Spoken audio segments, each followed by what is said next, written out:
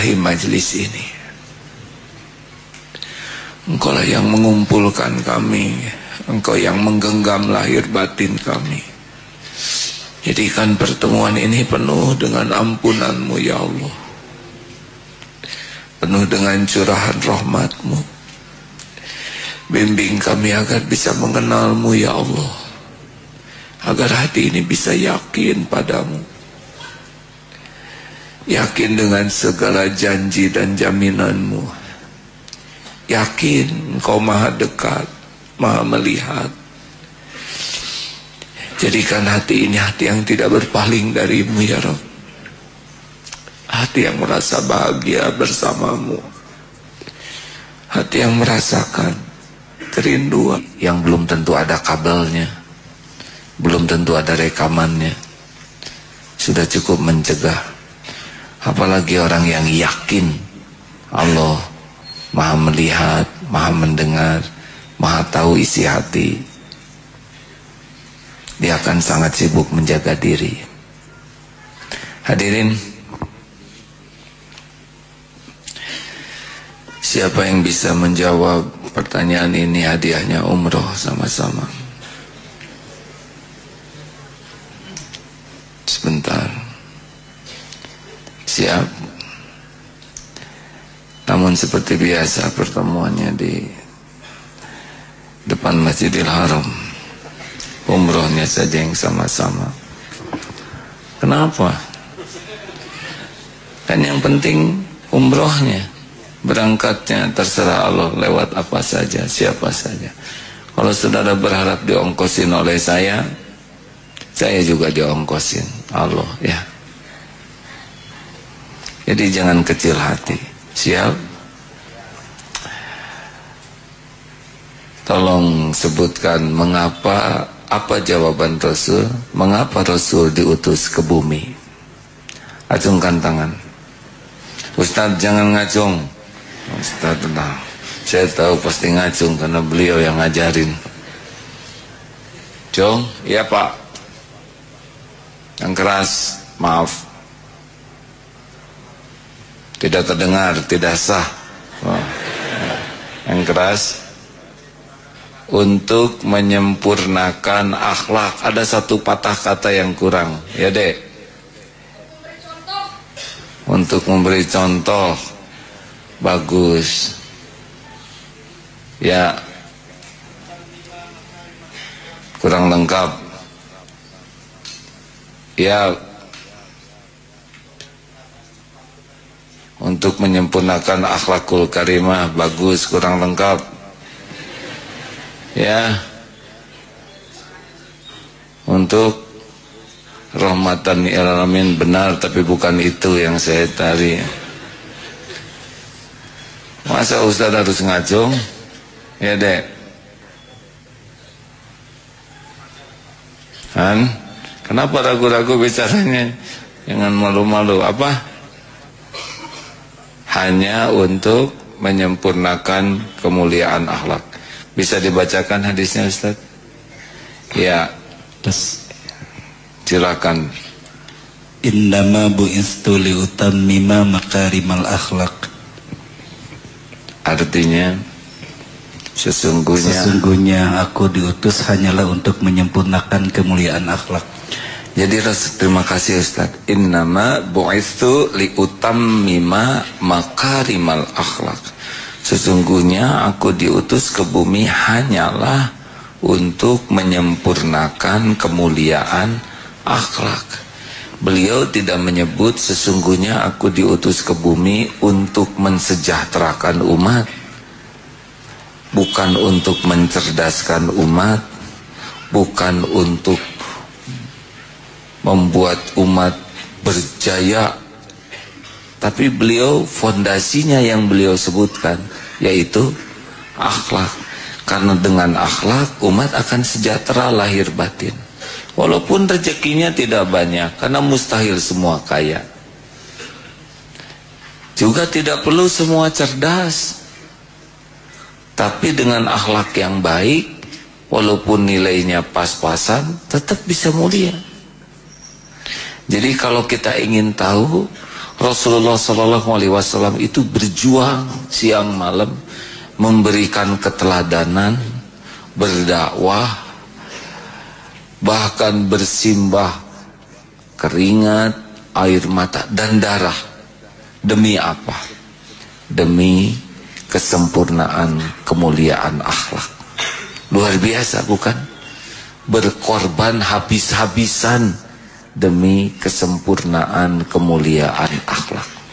Sebelum Rasulullah SAW diberikan tugas sebagai nabi, di Jazirah Arab sudah ada beberapa akhlak baik. Tidak selamanya jahiliyah itu sempurna keburukannya. Sudah ada yang baik. Memuliakan tamu, menepati janji, menjaga dan melindungi, memberi makan, minum orang-orang yang berhaji. Ada beberapa akhlak-akhlak mulia, tapi tidak sempurna. Sebab tidak dengan dasar tauhid lillahi ta'ala. Jadi orang berbuat baik itu beragam niatnya. Ada yang baik supaya dianggap baik. Ada yang berbuat baik supaya orang tidak berbuat jelek kepada dirinya. Ada yang berbuat baik supaya dia terkenal sebagai orang baik. Ada yang berbuat baik terpaksa karena enggak punya pilihan selain harus ngasih. Seperti senyum. Senyum kan macam-macam. Ada senyum itu kebaikan. Ada senyum selfie. Dia hanya senyum kalau motret diri sendiri. Ada senyum pekerjaan. Dia bagian salesman, sales girl, pramugari, pramuniaga yang memang harus senyum, tidak punya pilihan. Ada yang juga senyum, namanya senyum getir, yaitu sakit hati tapi diusahakan senyum. Ada senyum karena ingin kelihatan cakep. Ada yang supaya barang dagangan laku. Banyak senyum itu. Senyum yang asli itu bukan di bibir, hadirin. Di mana? Di mulut, sama aja.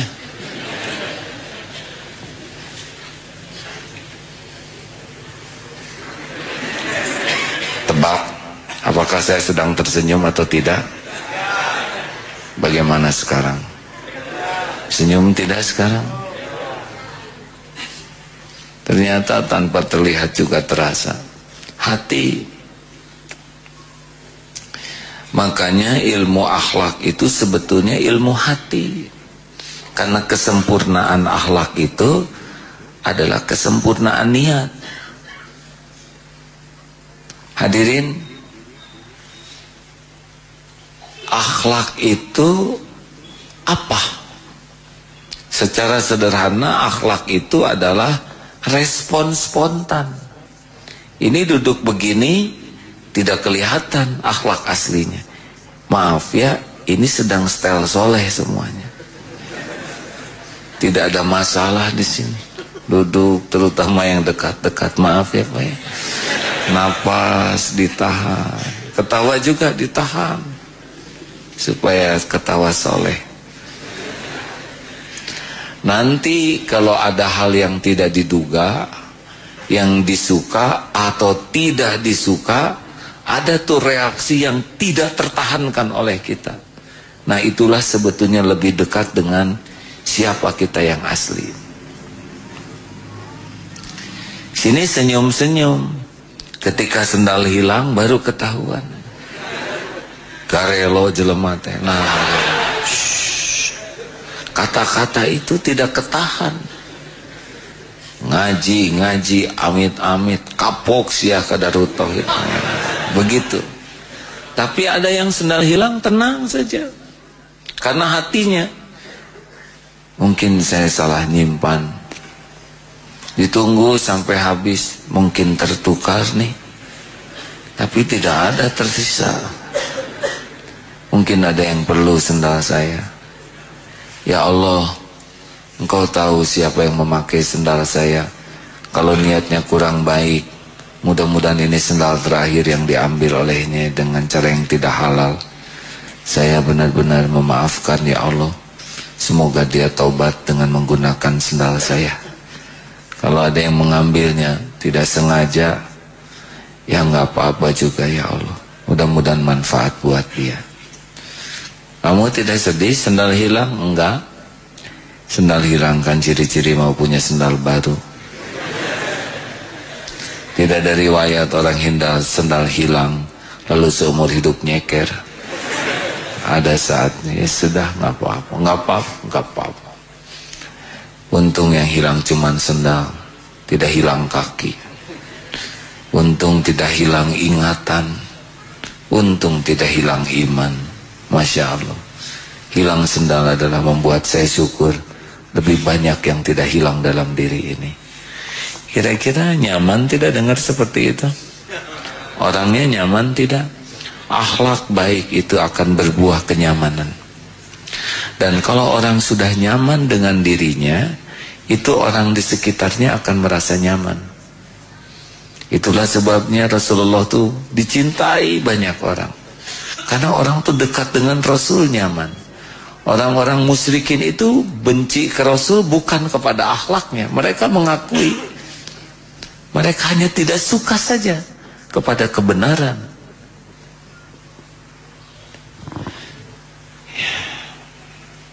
Akhlak respon spontan. Makanya diakal-akalin susah. Mujahadah yang merekayasa tampilan itu susah aslinya. Makanya orang yang mau akhlaknya baik, mujahadah ngebersihkan hati. Nanti keluar sendiri kebaikannya. Kita bukan mujahadah senyum. Gak bisa, kalau ini jengkel hangser dalam bahasa Sunda itu ya. Tidak enak senyum. Makanya yang namanya mujahadah itu bukan latihan senyum di depan kaca. Centil itu. Latihan benar-benar menghormati orang, sayang ke orang, memuliakan orang, keluar sendiri. Dan bukan hanya bibir yang ngangkat, semua raut muka, tutur kata, gerakan tubuh. Seperti latihan rendah hati. Latihan rendah hati itu bukan latihan membungkuk. Ini bisa acting, hadirin. Banyak orang yang pura-pura rendah hati karena ingin dianggap orang yang tawadu. Maaf ya. Dalam hatinya tuh, ini nih orang tawadu, nggak ada tandingannya. Dia merendah untuk mengangkat diri. Tawadu tuh bukan digerakkan badan, membungkuk-bungkuk begini, mendengar. Itu bisa acting. Kalau hanya badan yang jadikan target mujahadahnya. Hati, siapa saya? Cuman manusia yang tidak ada apa-apanya, yang ditutupi aibnya oleh Allah. Yang ditutupi dosanya, Allah tahu siapa kita. Apa yang mau disombongkan? Semua pujian orang hanya karena Allah menutupi kita. Aslinya mah busuk, berlumur dosa, bergelimang kesalahan, kekurangan, maksiat. Coba mikir itu terus, mau ngangkat bagaimana? Jadi sendiri itu tawadu. Kepada pembantu, hatinya ini pembantu ciptaan Allah. Hanya Allah nakdirkan sementara ini jadi pembantu. Boleh jadi lebih mulia di hadapan Allah daripada kita. Hati seperti itu keluar sendiri itu sopan tuh. Begitulah hadirin. Makanya akhlak itu datang dari mana? Siapa yang bisa jawab hadiahnya haji sama-sama. Ketemuan di Arafah di tenda KBIH Darut Tauhid ya. Amin hadirin. Jangan begitu.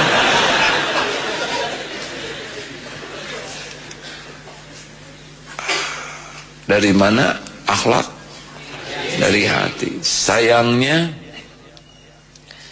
tidak banyak yang serius belajar ilmu hati. Sehingga kita lebih sering ingat hati ketika jatuh hati, sakit hati, patah hati. Padahal Hati inilah yang harusnya jadi prioritas kita. Kita lebih sibuk membagus-bagus penampilan daripada membagus-bagus hati. Benar? Kita takut baju kotor, tapi tidak takut hati kotor. Bahkan tidak jarang kita membeli baju khusus untuk mengotori hati. Dan nyicil, hadirin. Bayangkan cicilan belum lunas, hati sudah mulai kotor. Kita beli jam, beli cincin, beli aksesoris untuk ria yang ngotorin hati, untuk ujub. Bayangkan kalau tidak tahu ilmu hati. Kita lebih memikirkan melapangkan rumah daripada melapangkan hati. Nah hadirin, bagaimana sekarang tentang hati? Hati dibagi 3. 1, siapa yang ngomong hati ayam? Yang dasar lapar, hati ayam, hati kambing, rempelo. Astagfirullah, istighfar hadirin yang nyeletuk barusan. Itu efek lapar hadirin ya. Ngedengar hati yang kebayang hati. Qalbun mayit, qalbun marid, qalbun salim. Hati yang mati, dia sudah tertutup, tidak tahu baik buruk, yang ada cuman satu, menuhankan nafsu. Kata nafsu pukul, pukul. Kata nafsu tendang, tendang. Nauzubillahi min dzalik. Kita dengar ada pembunuhan dosen di sebuah kampus. Ditusuk leher dosen perempuan 10 kali di lehernya sampai meninggal. Ini nafsu hadirin. Ada juga yang maaf ini ya, kita dengar berita 14 orang memperkosa seorang sampai meninggal. Anak-anak yang dinodai. Ya semoga Allah memberikan husnul khotimah, balasan dari ujian di dunia kepada anak ini. Seperti itulah biadabnya kalau sudah hatinya mati. Tidak ada lagi istafti kolbak, yang ada adalah nafsu saja. Ada pejabat yang korupsi beras orang miskin, ini juga sama. Ada qalbun marid, hati yang berpenyakit. Seperti apa cirinya? Ya tidak enak. Coba kalau rekan-rekan sakit kepala, migrain, enak? Tambah mata jangar yang seperti nongol itu, dan telinga mendengung, enak tidak begitu? Hidung mampet, gusi bengkak, lidah sariawan, tenggorokan susah nelen. Kira-kira bahagia? Belum selesai hadirin. Sesak napas dan kaligata, ambeien, asam urat, dan siapa yang nyebut rorombehan barusan? Hadirin, kira-kira bahagia tidak? Mobil bagus, rumah megah, harta melimpah, dikasih penyakit lahir saja, itu hilang semua kenikmatan. Mau semahal apapun kendaraan, yang di dalamnya sesak nafas, tidak bahagia. Itu sakit lahir. Padahal letaknya bahagia bukan di lahir. Di mana? Di kalbu kita, di hati. Gimana orang yang hatinya berpenyakit, deritanya tuh lebih daripada penyakit lahir. Sebab banyak orang yang lahirnya sakit, hatinya sehat, tidak menderita. Tidak menderita hadirin. Tapi lahir sakit, hati sakit, Masya Allah. Makanya jangan sampai kita tidak waspada. Apa bedanya penyakit lahir dengan penyakit hati? Nanti diberitahu ya. Yang ketiga dulu, yaitu qalbun salim. Inilah yang mengantarkan seseorang bisa berjumpa dengan Allah Subhanahu wa taala. Surat Asy-Syu'ara ayat 8889. Surat Asy-Syu'ara ayat 8889. Ada yang bisa bantu membacakannya? Jadi orang yang berjumpa dengan Allah Subhanahu wa taala itu orang yang bukan banyak ilmunya, banyak amalnya, tapi orang yang dirahmati Allah dengan ilmu dan amalnya membuat hatinya jadi qalbun salim. Karena ada ilmu yang membuat jadi busuk hati, ujub, riya, takabur. Ada amal yang membuat jadi ujub. Hati-hati hadirin. Ilmu dan amal itu goalnya adalah akhlakul karimah, yaitu qalbun salim. Silakan. A'udzu billahi minasy syaithanir rajim. Yauma la yanfa'u malun wala banun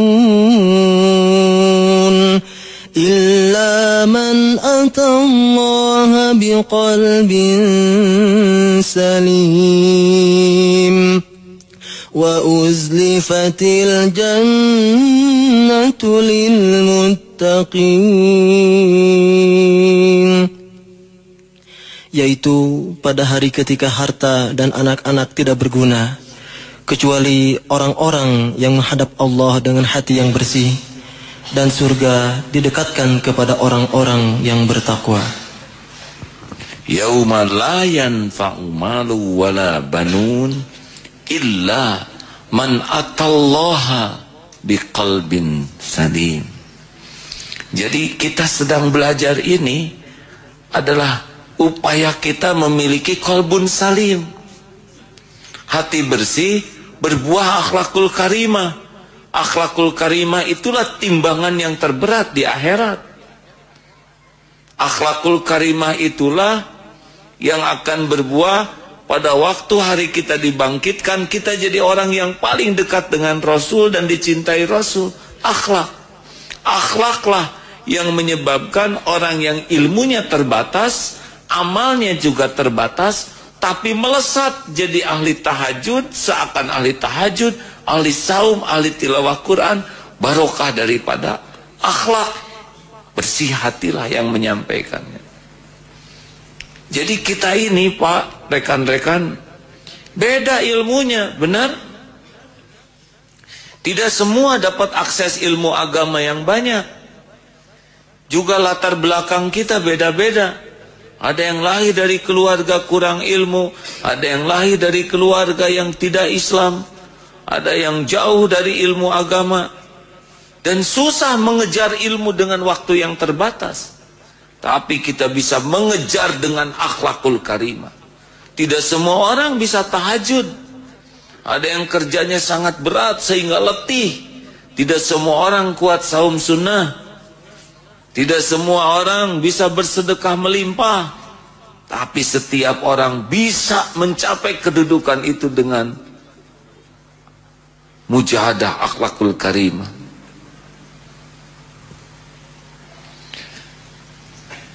Jadi akhlakul karimah itu adalah buah daripada qalbun salim. Jadi target kita kalau memanah tuh apa sasarannya? Qalbun salim. Husnul khotimah itu hadiah bagi yang qalbun salim. Hatinya baik, bersih, maka prasangka baik, mulut baik, mikir baik. Meninggal, itulah meninggal baik, itu namanya husnul khotimah. Jelas hadirin? Jadi sekarang goal kita apa? Qalbun salim. Orang yang qalbun salim akan memiliki ketakwaan. Orang yang qalbun salim, amal dikit juga bersih itu diterima oleh Allah. Dia hanya nolong seekor semut, tapi bersih niatnya lillahi ta'ala. Itu tidak ada yang kecil. Coba, semut besar atau kecil? Besar dibanding kuman. Agim besar atau kecil? Jangan salah ngomong hadirin. Agim besar atau kecil? Saya kecil dibanding gajah, tapi dibanding kuman, oh saya ini raksasa. Maka jangan ngomong kecil, jangan. Itu ngebanding dengan gajah. Hadirin, jangan anggap remeh amal kecil, karena kecil itu hanya dalam pandangan kita. Besar kecilnya amal itu bukan pada amalnya, pada niatnya. Amal yang kita anggap remeh bisa jadi karena ikhlas, itu yang besar di sisi Allah. Kita membangun masjid, kita membangun aktivitas tabligh akbar yang datang ribuan orang, tapi di sini riaknya, ujubnya tidak ada nilai di sisi Allah.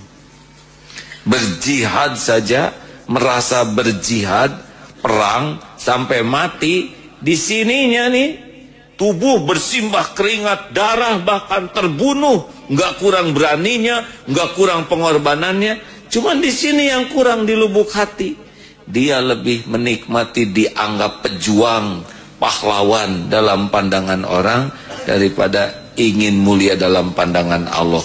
Rontok tuh amal sehebat apapun. Berarti memang qalbun salim kuncinya. Sepakat hadirin? Ya sudah, kalau sudah sepakat. Jadi itu target. Seperti memanah, harus jelas targetnya. Kalau tidak jelas targetnya, pasti tetangga ngejerit hadirin. Karena kemana aja. Kalaupun ada target, tidak cukup hanya target, harus fokus kepada target. Benar? Coba memanah, target di sana, mana ke situ juga error. Jadi mulai sekarang target qalbun salim. Karena dari sinilah ada akhlakul karimah, ada ketakwaan, ada ketawakalan. Semua kebaikan itu datang dari qalbun salim. Karena yang jumpa dengan Allah itu adalah qalbun salim. Dah, begitu aja. Pertanyaannya, bagaimana supaya qalbun salim? Kan begitu? Itu yang saya juga belum selesai mikirnya. Mau tahu rahasianya? Ini rahasia. Jangan suka ingin tahu rahasia orang. Ini bukan rahasia orang. Ini adalah kebenaran yang harus disampaikan. Ada hadis yang akan dibaca, Ustaz? Ada 3. Bismillahirrahmanirrahim. Dari Abdullah bin Umar radhiyallahu anhuma berkata, aku mendengar Rasulullah sallallahu alaihi wasallam bersabda, sesungguhnya seorang muslim yang patuh, ia dapat mencapai derajat as-sawwam, orang yang selalu berpuasa pada siang hari, al-qawwam, orang yang selalu qiyamul lail, dan orang yang senantiasa membaca Al-Quran atau qari, dengan kebaikan akhlaknya dan kemuliaan tabiatnya. Hadis riwayat Imam Ahmad. Dari Abu Darda dari Nabi SAW, beliau bersabda, pada hari kiamat tidak ada sesuatu yang lebih berat dalam timbangan amal seseorang daripada akhlaknya yang baik. Hadis riwayat Imam Abu Dawud. Dari Jabir radhiyallahu an, sesungguhnya Rasulullah SAW bersabda, sesungguhnya orang yang paling aku cintai dan orang yang paling dekat kedudukannya denganku pada kalian, dengan diantara kalian pada hari kiamat adalah orang yang paling baik akhlaknya. Hadis riwayat Imam At-Tirmidzi. Begitu. Jadi kalau ingin lihat orang Islam yang paling benar Islamnya, lihat saja akhlaknya. Karena tidak akan akhlak baik kecuali dia memahami keteladanan Rasul, memahami perintah Quran dan melakukannya karena Allah. Kalau ingin lihat orang yang ibadahnya bagus, lihat saja akhlaknya. Jangan lihat sorbannya. Jangan lihat hanya penampilan, akhlak. Ada orang ibu-ibu yang ibadahnya dianggap bagus, tapi mengurung seekor kucing, tidak memberi makan, dan tidak diberi jalan untuk mencari makan. Hiya finnar, wanita itu di neraka. Artinya ibadah yang bagus, yang tidak berbuah akhlak, ibadah apa? Karena semua perintah ibadah itu harusnya jadi bagus akhlaknya.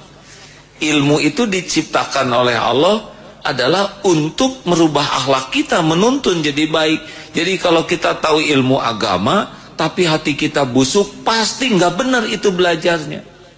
Harusnya dengan ilmu agama itu makin bersih hati, dengan ibadah itu makin cemerlang hati. Jadi kalau ilmu ada, ibadah jalan, hati tetap busuk, mesti yang dicarinya adalah selain Allah. Mesti itu. Bisa menuhankan dirinya sendiri, ingin dikagumi orang, bisa menuhankan penilaian orang. Pokoknya kalau tujuan hidupnya selain Allah, maka ilmu dan amalnya tidak akan membuat hatinya bersih. Karena bisa dipakai, ilmu bisa pakai sombong, Pak. Ilmu itu bisa membuat kita ingin dikagumi orang sebagai orang berilmu tinggi, bergelar panjang, berwawasan luas. Kita cari ilmu hanya demi orang memuji kita. Itu kan namanya menuhankan penilaian makhluk. Jadi bukan mencari kedudukan di sisi Allah. Saudara pikir ceramah begini akan membersihkan hati? Oh, belum tentu. Sangat belum tentu. Jadi mubalik, jadi penceramah, itu sangat berpeluang jadi orang yang busuk hati. Ini duduk saja begini, Pak, ini bisa penyakit nih, Pak. Saudara-saudara, melihat orang duduknya lebih rendah, kita merasa lebih tinggi. Ngerti enggak? Dari pakai otaknya. Berarti saudara nggak pakai. Wahai calon ahli neraka, uduh itu cilaka. Ini tiap omongan ini didengar oleh Allah, ini dicatat oleh malaikat Raqib dan Atid. Ma yalfizu min qaulin illa ladaihi Raqibun Atid. Tidak ada yang diucapkan kecuali dicatat. Dan Allah tahu ini, yang bicara ini niatnya apa dalam bicara. Ingin kelihatan dia sudah berakhlak bagus, ingin pamer ilmu. Dan Allah tahu lagi, yang dikatakan ini diamalkan tidak oleh yang ngomongnya. Saudara tidak tahu.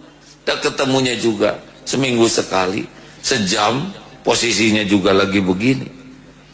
Allah tahu setiap saat. Oh, ini bisa acting nih ceramah tuh. Ingin memperlihatkan seakan dirinya sudah soleh, soleha. Oh, ini bisa jadi kotor hati. Wah, kalau gitu saya nggak akan belajar. Karena ilmu bisa mengotori hati. Saya juga tidak akan dakwah. Karena dakwah bisa mengotori hati. Apalagi yang kayak gitu. Udah bodoh ya nggak? Tidak lebih parah lagi, bodoh, busuk hati dengan kebodohan, nggak ada jalan untuk tobat. Makanya kuncinya adalah mujahadah. Kita harus bertekad jadi orang yang punya qalbun salim. Tulis di hati yang ngejeblag target qalbun salim. Boleh nggak ditulis di status itu? Ya boleh juga lah. Kalau ngajak orang punya target yang sama. Tapi kalau ditulis hanya untuk ya jadi kotor hati, ya jangan. Kita jangan buruk sangka kepada yang nulis target qalbun salim. Saya baca salah seorang jamaah di BBM-nya target qalbun salim. Pas baca itu langsung jadi target pribadi. Ya, terinspirasi. Jadi tidak salah kalau niatnya benar. cirinya niatnya benar adalah yang lain terbantu. Hati-hati, jangan suudon kepada yang menulis begitu. Saya terinspirasi oleh tulisan beliau. Semoga beliau dapat pahalanya. Ya. Tapi yang paling ngejeblak di sini. Tahu ngejeblak? Target saya memiliki qalbun salim. Cari ilmunya. Ilmu yang paling bagus adalah saudara mencari guru yang sudah mengamalkan mujahadah, membersihkan hati. Beda rasanya. Seperti sekoteng, dulu apa, wedang jahe ya.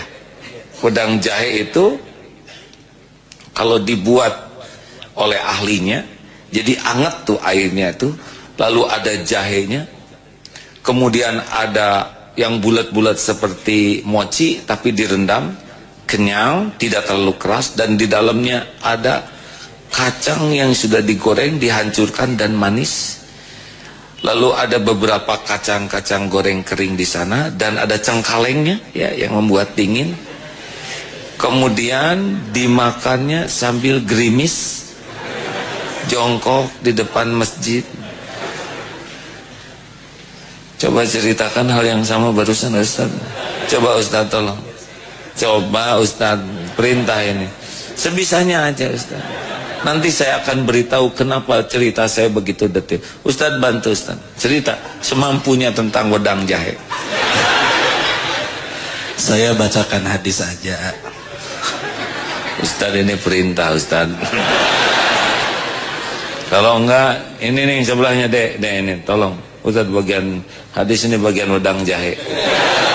Tolong dek. Kenapa susah? Kenapa saya lancar?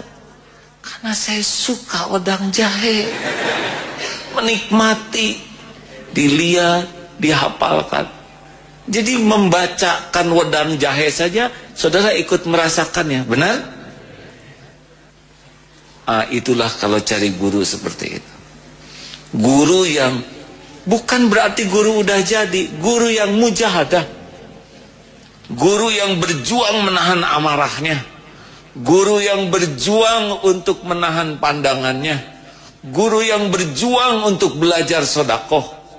Nah, perjuangannya itu ada rasanya dibanding dengan yang mengajarkan teori tanpa mujahadah.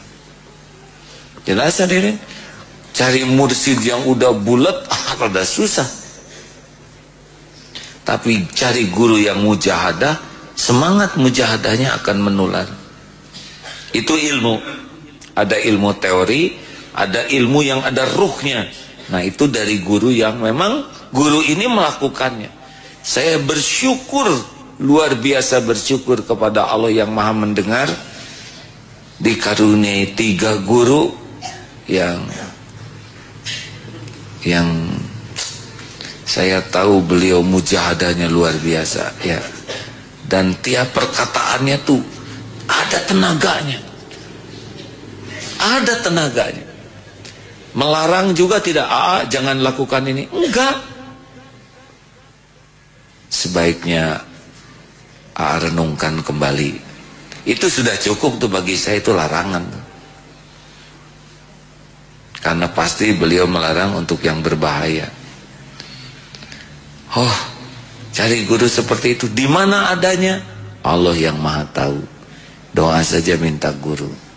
Sejujurnya salah satu doa di Baitullah, di Multazam, kalau saya sedang berangkat ke Tanah Suci, doa minta guru.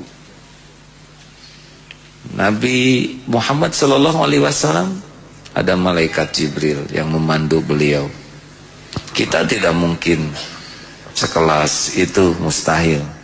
Tapi banyak hamba Allah yang kenal ke Allah, cinta ke Allah, dan tidak harus dengan status kiai, ulama, ustadz.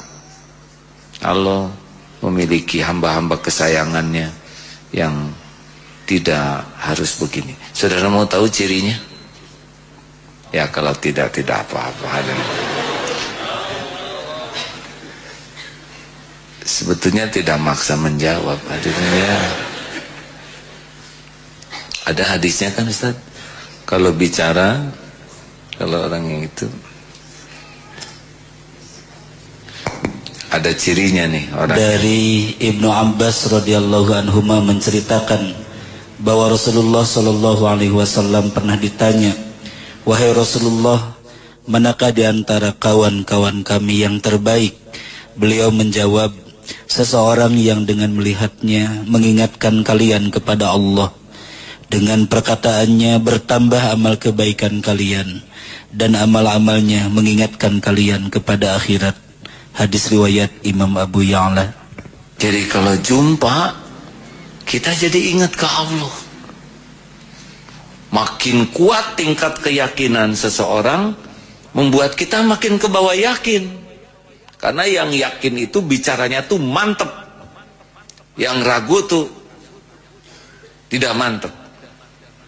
Dan kalau beliau bicara, nambah ilmu kita dan amal kita. Karena bicaranya bukan hanya ilmu, tapi ada hikmah yang menggugah, yang membuat kita tergerak untuk beramal.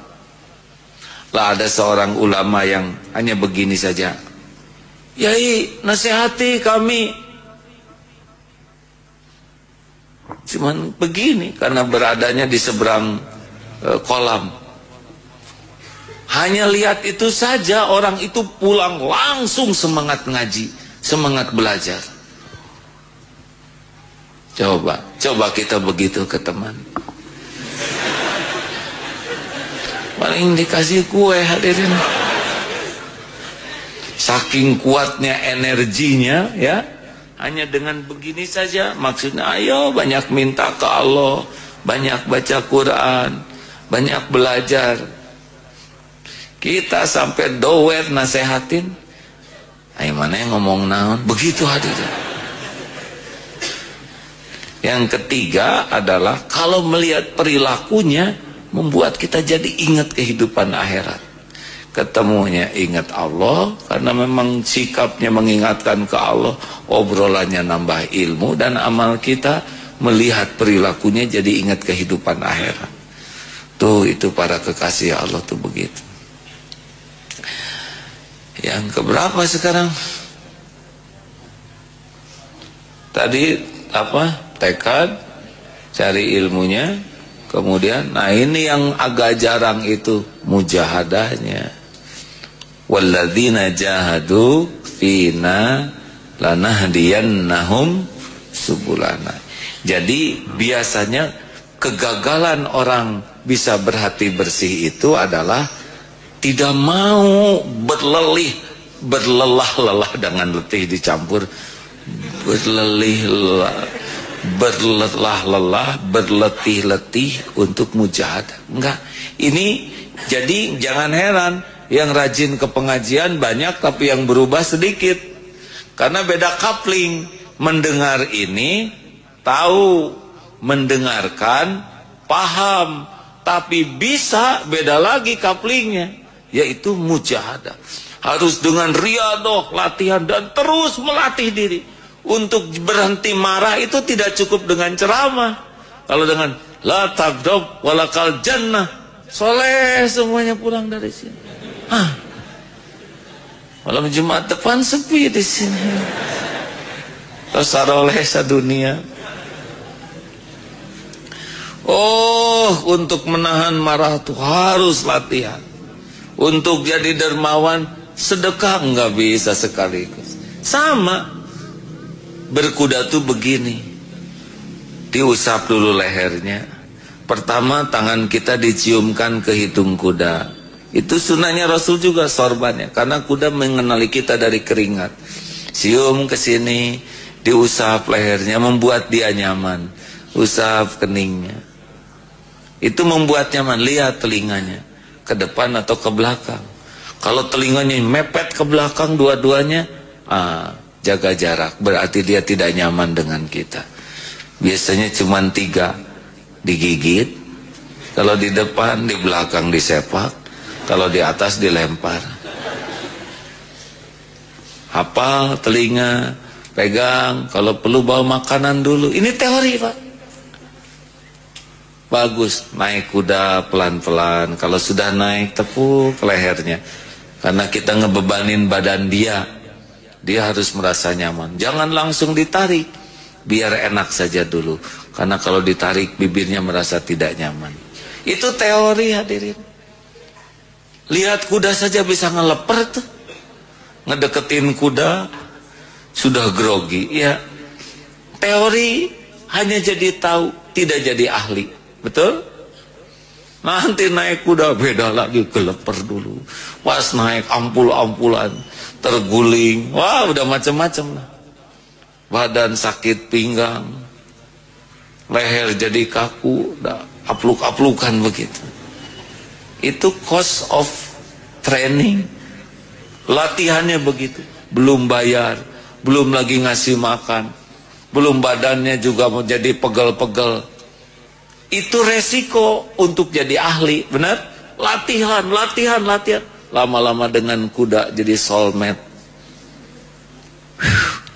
Langsung kuda tuh nyengir. Mungkin, nah ini perintahnya begini. Ya alhamdulillah, kalau cerita Al-Adiyat yang wafat, bukan wafat, mati ya, itu sudah begitu dekatnya dengan kuda itu. Sampai dia mengerti itu, kalau mau belok tinggal miringkan badan sedikit, dia akan belok. Sudah tidak perlu dipegang talinya. Ini tidak sekaligus, hadirin. Harus akrab, berhari-hari dimandikan, diusap, jalan sama-sama.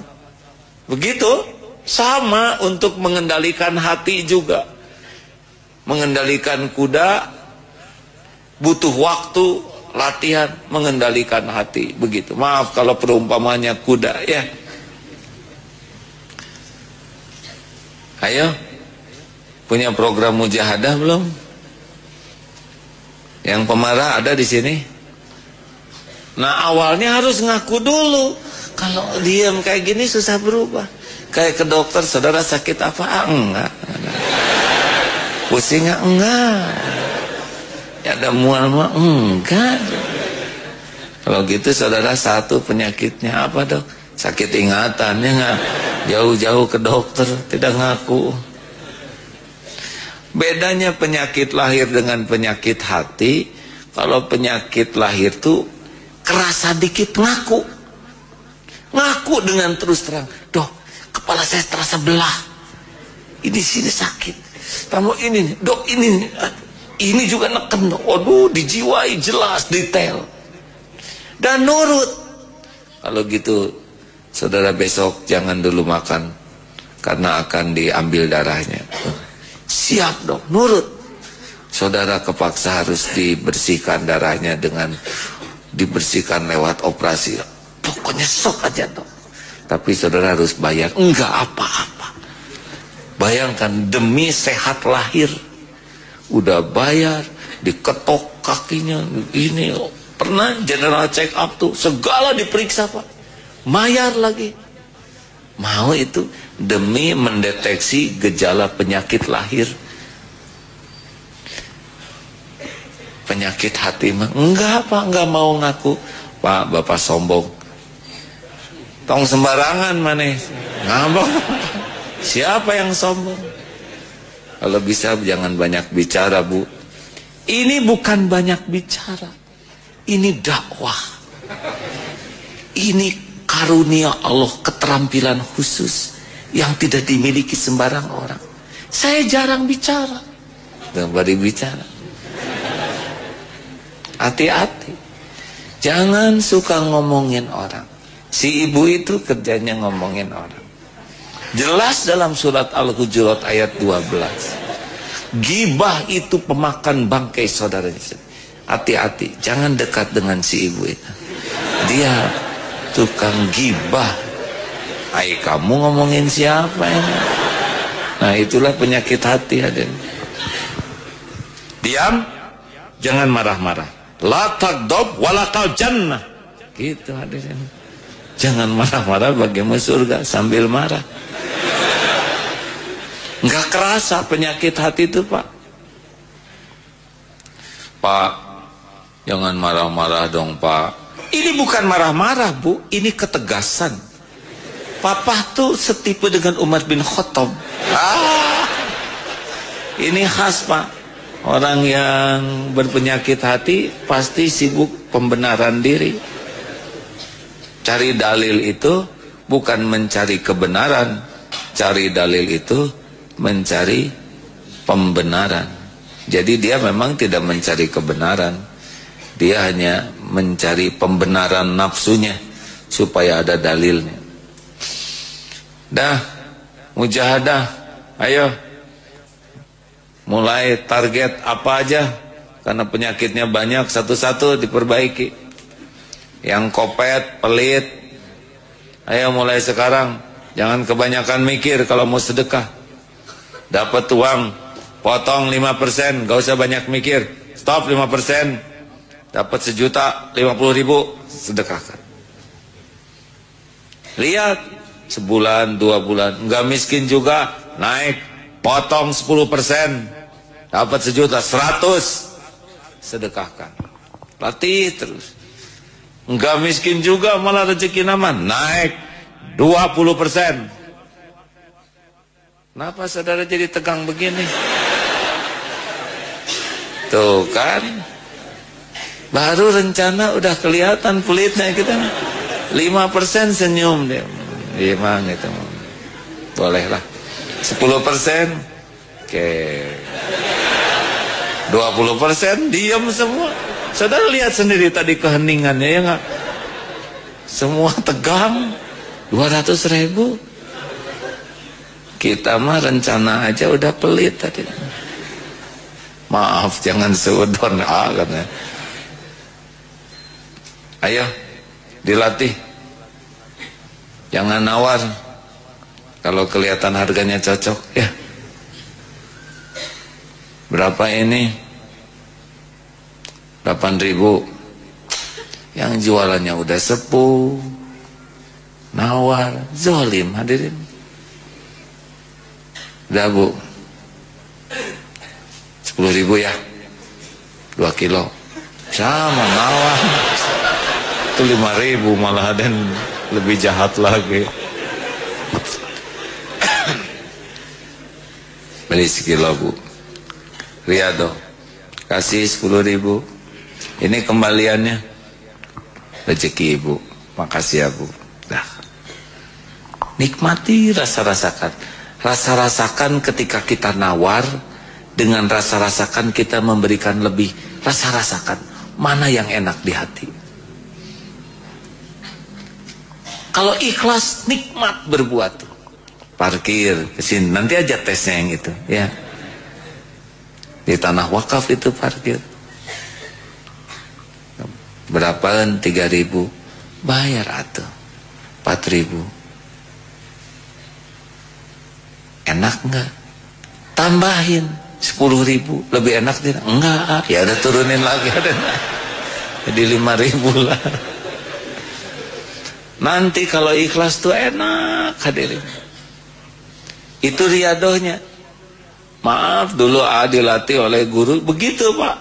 Kalau belanja udah beli dukuh dulu tuh. Jangan pengen semuanya yang bagus. Beli itu yang kalau besok lusa jadi busuk, itu yang hitam cuman kulitnya aja. Bikin senang itu pedagang. Apalagi yang sepuh, kakek-kakek, ibu-ibu udah beli. Gak usah nawar. Untung tuh bukan kita yang untung. Untung tuh kalau kita menguntungkan banyak orang. Ini perlu latihan hadirin. Ayo. Kenapa tegang begini? Nah kita mengharap-harap dikasih. Itu yang bikin tertekan. Ngarap-ngarap ngasih. Mujahadah apalagi. Mujahadah berhenti ngarap-ngarap dari orang. Seperti kan BBM naik itu. Waktu itu katanya bikin menyusahkan. Tapi ada yang bikin menderita, BBM tidak dibalas. Latih nih, latih nggak ngarep-ngarep dibalas. WA udah contreng 2 biru, di atasnya ada tulisan online, ya. Punya kita cuma dibaca, nggak di kenbayan sok apa. dunia baik-baik saja, alam semesta masih utuh. Kenapa nggak dibalas di sini, ngebengul? Latihan sok nggak berharap, nolong orang nggak berterima kasih, mangga. Latihan itu mujahadah, hadirin. Latihan lepas dari berharap ke makhluk itu perlu mujahadah. Dan rasakan nikmatnya tidak berharap ke makhluk. Jangankan minta-minta, ngarep-ngarep aja jangan. Ini ada teman yang mau ngasih kuda, pengennya teh nelpon aja saya ke sana teh. Apa ini? Bikin hina aja. Kuda udah ada, masih ngarap-ngarap diberi, tapi dia kan janji mau ngasih. Nggak janji sih, cuman ngomong mau ngasih. Dah, syukuri kuda yang ada daripada mikirin yang nggak ada. Bikin rendah, bikin hina. Kalau orang sudah begini, pasti jadi hina. Nggak ada kuda itu aja alam semesta baik-baik, benar? Makanya kalau ada sedang jatuh cinta ke seseorang, jangan ngarep-ngarep balasan darinya. Pertama dianya juga enak lihat kita, dan ngarep-ngarep juga nggak ngepek. Betul? Ini serius hadirin. Itu perlu mujahadah. Nggak semudah dengar ceramah ini. Latihan, latihan. Punten ya, latihan ngelepas dari, maaf ya, yang biasa diperlakukan spesial untuk jadi biasa-biasa itu nggak gampang. Apalagi komandan di kantor. Oh, siap komandan, apa? Pensiun, nggak ada yang nyiap-nyiapin. Itu kalau nggak hati-hati, post power syndrome itu remuk tuh kehidupannya. Apalagi istrinya, kan daftar tentara enggak, latihan enggak, pangkat juga enggak jelas. Suami yang berpangkat, istri yang ikut keren karena dihormati, pensiun nggak ada lagi yang menghargai. Oh, itu bisa ancur-ancuran tuh kehidupannya. Bukan karena keadaan, dia yang enggak pernah riadoh menerima kenyataan bahwa memang udah waktunya begini episodenya. Ini butuh latihan hadirin. Dan yang sangat penting lagi untuk memiliki qalbun salim adalah doa. Minta ke Allah, Allahumma inna Allahumma inna na'udzubika min an nusyrika bika syai'an na'lamu wa nastaghfiruka lima la na'lamu. Ini yang paling penting kita minta. Ya Allah, kami berlindung kepadamu dari menyekutukanmu terhadap apa-apa yang kami ketahui, dan kami mohon ampun padamu dari apa-apa yang tidak kami ketahui. Karena sumber penyakit itu adalah punya Tuhan yang lain selain dari Allah. Dari sanalah lahir kemunafikan, lahir ujub, ria, takabur, dan berbagai penyakit hati lainnya. Bagi para ibu yang terlalu cinta sama suami, selamat menderita. Oh, jangan ngomong selamat menderita. Waspada, tidak akan bahagia, Bu. Penderitaan seorang istri sebanding dengan tingkat menuhankan suaminya. Ketika suaminya dicintai habis-habisan sampai nggak ada sisanya untuk Allah, itu tidak akan pernah bisa mengurus keluarganya dengan baik.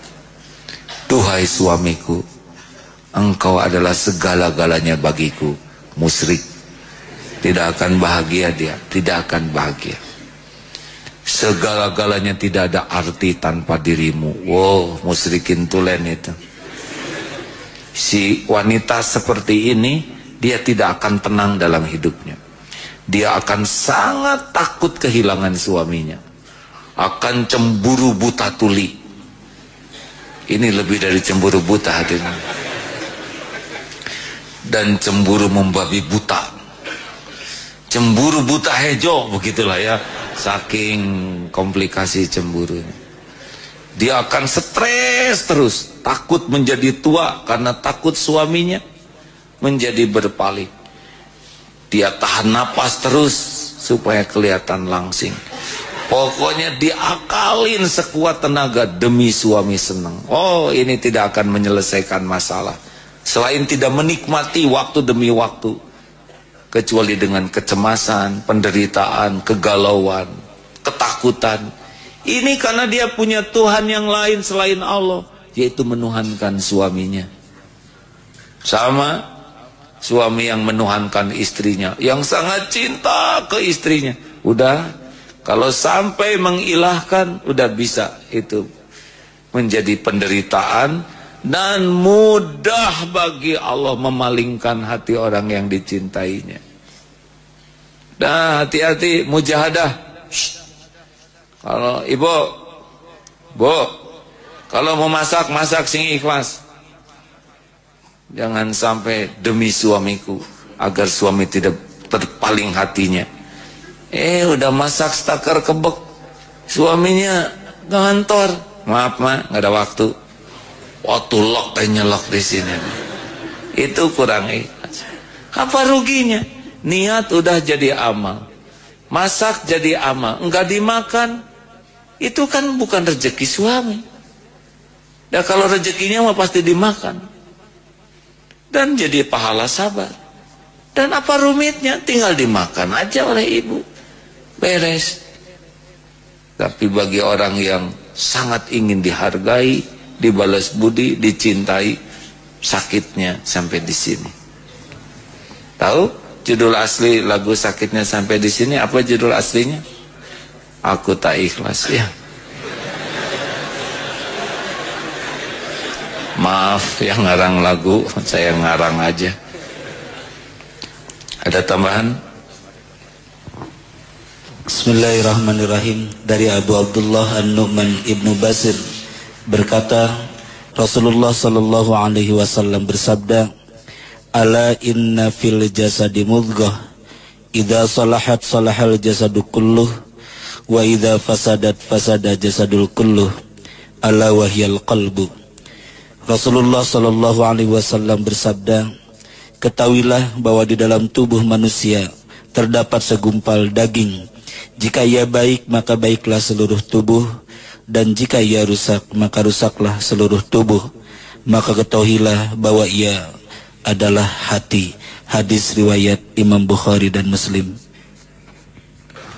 Terima kasih hadirin, selamat menikmati mencari ilmu, bermujahadah, berkumpul dengan orang-orang yang ingin membersihkan hati dan menghibah kepada Allah, minta supaya kita diberikan qalbun salim, karena Allah lah yang satu-satunya yang kuasa membulak-balik hati. Gaulah dengan apapun yang bisa membersihkan hati, jauhi apapun yang akan mengotori hati. Dunia ini diciptakan untuk melayani kita, bukan kita yang melayani dunia. Jangan sampai kita memiliki dunia yang mengotori hati. Milikilah dunia yang bisa membersihkan hati. Mudah-mudahan manfaat. Terima kasih sahabat sekalian. Sebetulnya sudah lewat jam 9, saya terlalu bersemangat, mohon maaf. Izinkan ada ikrar syahadat. Mutiara, boleh acungkan tangan Mutiara. Terima kasih Mutiara. Mutiara dari Abepura, ya benar, terima kasih. Mutiara Mekmoran Rambet namanya, Masya Allah. Selanjutnya Bobby. Mana Bobby? Ada? Apa kabar Bobby? Ini saudaraan apa? Iya. Saya tahu dari namanya apa, Mekmoran. Tapi ini dari Mataram. Ya beda sedikit ya. Terima kasih. Dan Juliman Laia. Mana Juliman? Ada? Maaf ya, saya boleh maju di sebelah sini sedikit ya. Silakan maju. Alhamdulillah hadirin, semuanya ciptaan Allah, semuanya juga dengan hidayah Allah Subhanahu wa taala. Tidak apa-apa, saya minta waktu kepada rekan-rekan bincang-bincang sedikit ya. Biasanya jam 9 sudah selesai. Baik, Mutiara dulu. Ada Mutiara? Bisa bicara Mutiara sejenak, bincang-bincang? Ya. Terima kasih sudah hadir di sini. Sama-sama. Apa yang dirasakan Mutiara dengan pertemuan ini?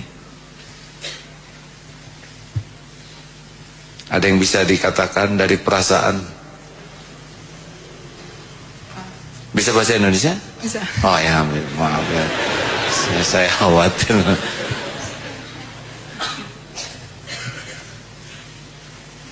Mengapa berminat menjadi muslimah? Ada hal yang menarik dari Islam? Ada. Apa? Ada hidayat yang saya dapatkan. Ya, dan ada satu alasan yang lain. Itu saja kan? Ya, terima kasih. Baik, ini Bobby. Boleh tanya? Yang mana Bobby? Ya, ada mikrofonnya. Silakan Bob. Bagaimana perasaannya saat ini?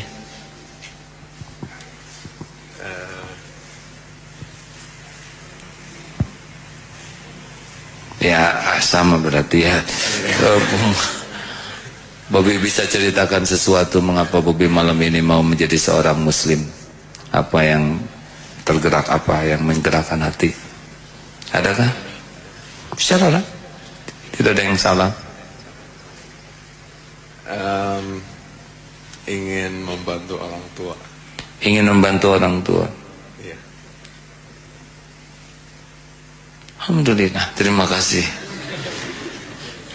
Satu lagi, Juliman lah, iya. Mana Juliman? Boleh? Dari mana Juliman ini? Gunung Sitoli di mana? Nias, Pak. Nias? Nias. Gimana ceritanya Juliman? Boleh cerita sedikit?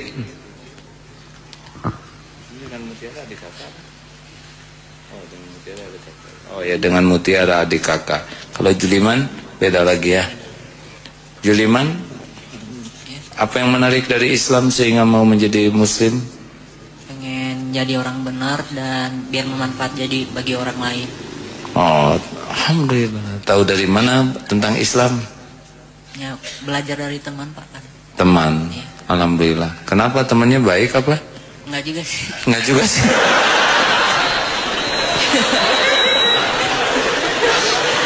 Itulah kejujuran.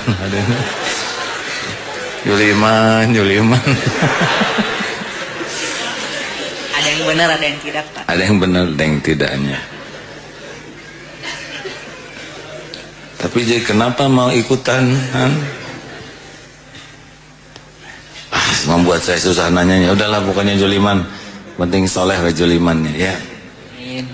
Ajarin temennya itu nanti jadi lebih baik ya. Ya hadirin, tidak ada yang kebetulan, tidak ada yang sia-sia. Semua terjadi dengan izin Allah. Entah sudah berapa banyak yang ditakdirkan Islam di masjid ini ya. Dari berbagai penjuru bumi. Oh, Allah mau datangkan, datang saja. Setidaknya kita bagi yang sudah diislamkan terlebih dahulu harus nambah syukur dan nambah sungguh-sungguh. Dan jangan pernah memandang remeh orang yang belum Islam. Karena yang belum Islam juga hamba ciptaan Allah. Rasulullah itu berdakwah itu rahmatan lil alamin. Jadi kita bukan untuk sembarang menghina, mengejek, merendahkan. Tapi kita satu jadi contoh bagaimana menjadi seorang muslim yang baik.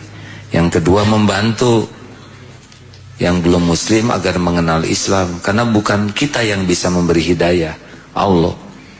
Jadi jangan pernah patah semangat untuk membantu ya. Dan dalam Islam tidak ada paksaan untuk menjadi seorang muslim. Yang ketiga mendoakan. Mudah-mudahan dengan keteladanan, dengan membantu, dengan doa, Allah menjadikan kita jadi jalan hidayah. Baik, ikuti ya. Syahadat tiga-tiganya ikuti ya, sama-sama. Sudah siap? Rukun Islam itu ada 5. Pertama syahadat, sesudah ini sholat, saum, zakat, dan haji kalau sudah mampu ya. Ikuti yang pertama. Asyhadu an la ilaha illallah.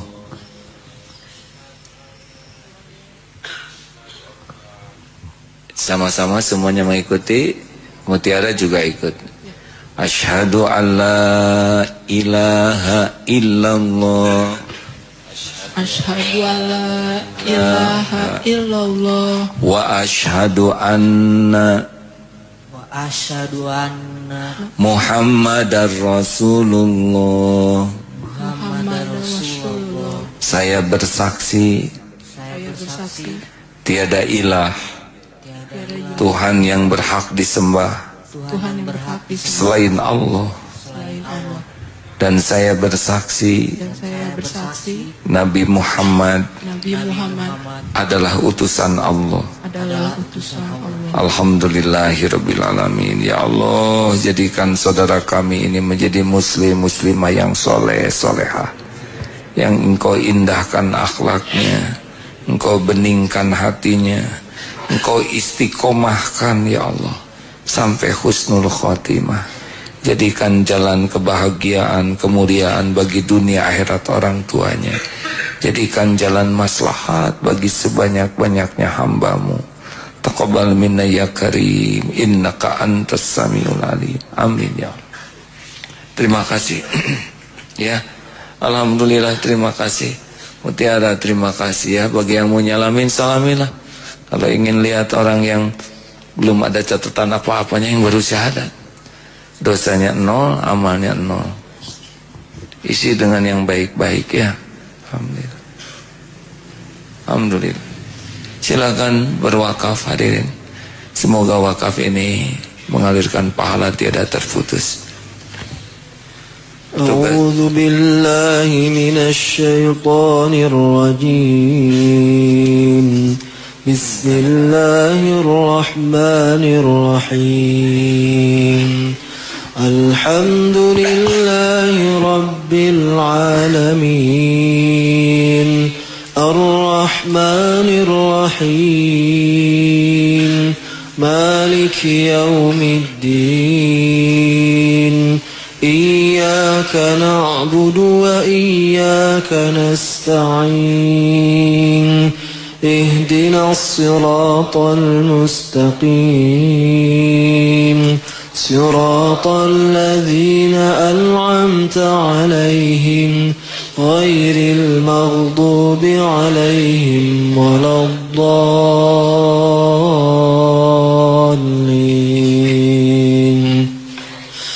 الله لا إله إلا هو الحي القيوم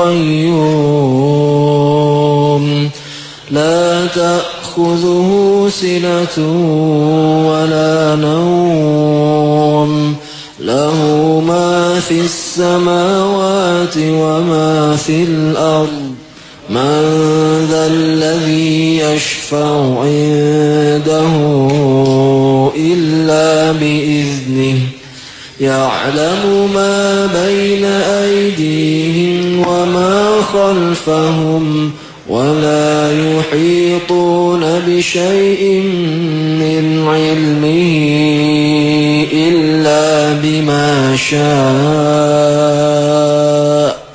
وسع كرسيه السماوات والأرض ولا يؤوده حفظهما وهو العلي العظيم. بسم الله الرحمن الرحيم. قل هو الله أحد الله الصمد لم يلد ولم يولد ولم يكن له كفوا أحد. بسم الله الرحمن الرحيم. قل أعوذ برب الفلق من شر ما خلق ومن شر غاسق إذا وقب ومن شر النفاثات في العقد ومن شر حاسد إذا حسد. Bismillahirrahmanirrahim. Qul a'udzu birabbin nas, malikin nas, ilahin nas, min syarril waswasil khannas, alladzi yuwaswisu fi sudurin nas, minal jinnati wan nas. Alhamdulillah. Allahumma salli ala Sayyidina Muhammadin wa ala alihi wa ashabihi ajma'in. Hadirin, akan datang satu saat malaikat maut menjemput kita. Tidak bisa lari, tidak bisa diundur, tidak bisa dimajukan. Akan datang satu saat tubuh ini kaku, dingin, tidak bisa bergerak lagi. Tidak ada lagi sujud, tidak ada lagi berzikir, bertasbih dengan tubuh ini. Mudah-mudahan Allah mengizinkan akhir hayat kita semua husnul khotimah. Dan hari-hari yang tersisa ini benar-benar hari-hari yang bisa kita gunakan untuk menebus semua dosa dan kesalahan, membahagiakan orang tua, bermanfaat bagi sesama. Mudah-mudahan Allah mengizinkan saat nyawa kita dicabut, tubuh ini sudah bersih dari maksiat. Di akhirat nanti tubuh ini akan bersaksi. Ketika Allah mengunci lidah kita, tangan, kaki, semuanya akan berbicara apapun yang kita lakukan selama hidup ini. Tidak bisa berkelit, tidak bisa menghindar. Mudah-mudahan dengan taubat tidak ada lagi kesaksian buruk dari tubuh ini. Allahumma salli wa sallim wa barik ala Sayyidina Muhammad wa ala alihi wa ashabihi ajma'in. Duhai Allah yang maha tahu segala-galanya, ya Allah yang maha menjanjikan ampunan bagi hamba-hambamu yang bergelimang dosa. Ya Allah, Engkau janji majelis ilmu, majelis zikir adalah tempat Engkau mengampuni hamba-hambamu. Ya Allah, ampuni kami. Ampuni semua dosa, semua maksiat yang kami lakukan sepanjang hidup ini. Allahumma ja'alna minat tawabin, wa ja'alna minal mutatairin, wa ja'alna min ibadika salihin. Ya Rabb, ampuni sebusuk apapun hidup yang pernah kami jalani.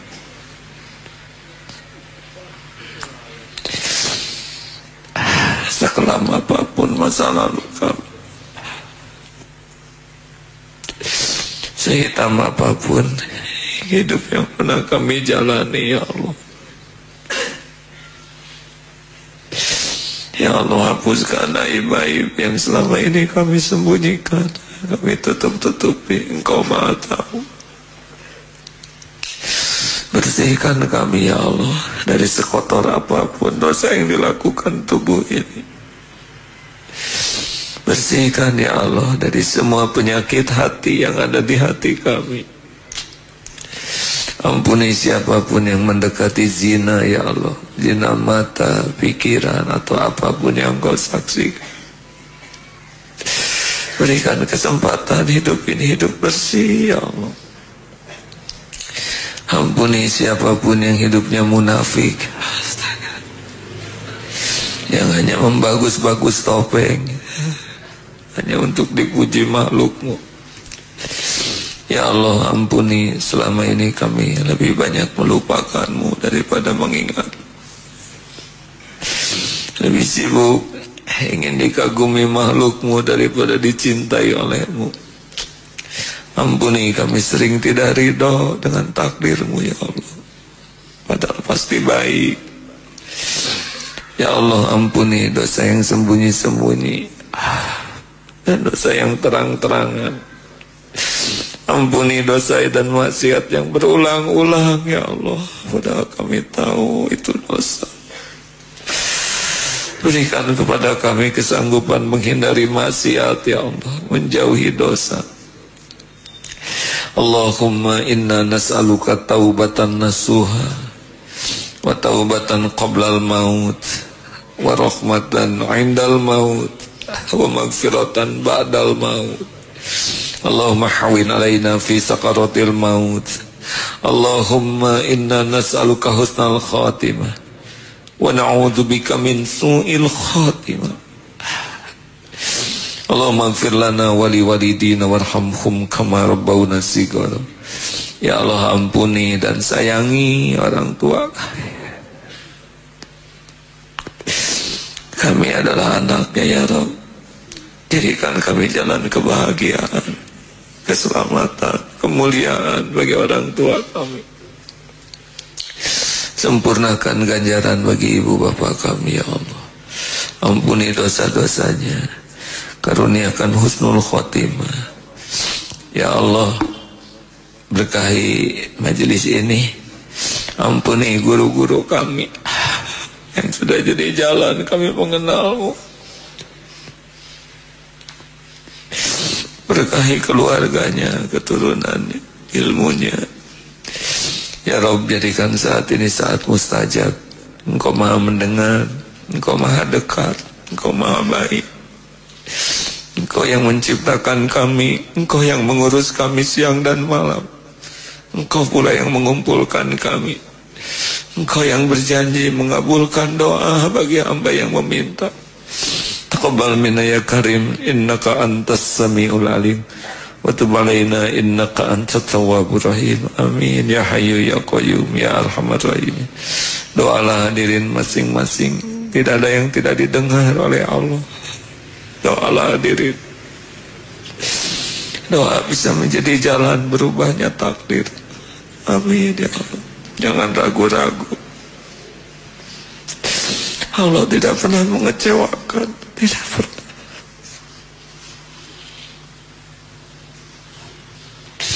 Kapan Allah berbuat buruk kepada kita, walaupun kita amat buruk perangai?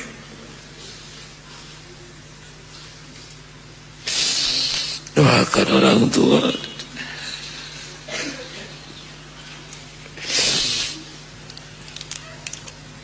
Mintalah supaya kuat iman, jangan terjerumus.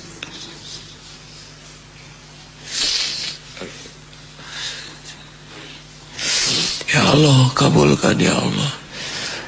Berikan ketenangan bagi yang selalu resah. Berikan nikmatnya ibadah ya Allah. Karuniakan salat khusyuk. Cukupi kami hanya dengan rezeki yang halal barokah. Jauhkan dari yang haram dan subhat. Berikan pendamping ya Allah yang merindukannya. Pernikahan barokah, rumah tangga sakinah, keturunan yang soleh solehah. Selamatkan keturunan kami ya Allah. Ya Allah, sembuhkan yang sedang sakit ya Syafi. Berikan jalan keluar bagi yang dihimpit masalah ya Fatah. Berikan keberkahan dari urusan-urusan kami. Jauhkan kami dari bala, fitnah, musibah. Ya Allah, tolonglah saudara-saudara kami yang teraniaya di belahan bumi manapun. Engkau pasti menyaksikannya ya Allah. Kuatkan imannya, lepaskan dari penderitaan. Jadikan penggugur semua dosanya. Wafatnya jadikan syuhada. Allahumma ighfir lil mu'minina wal mu'minat wal muslimina wal muslimat al ahya'i minhum wal amwat. Allahumma a'izal islam wal muslimin. Allahumma ansur mujahidin fi kulli makan. Rabbana atina fid dunya hasanah wa fil akhirati hasanah wa qina adzabannar. Subhana rabbika rabbil izzati amma yasifun wa salamun alal mursalin alhamdulillah. Terima kasih hadirin. Doa akhir majlis. Subhanakallahumma bihamdika asyhadu an la ilaha illa anta astaghfiruka wa atubu ilaik. Assalamualaikum warahmatullahi wabarakatuh. Hadirin sudah larut malam cepat pulang.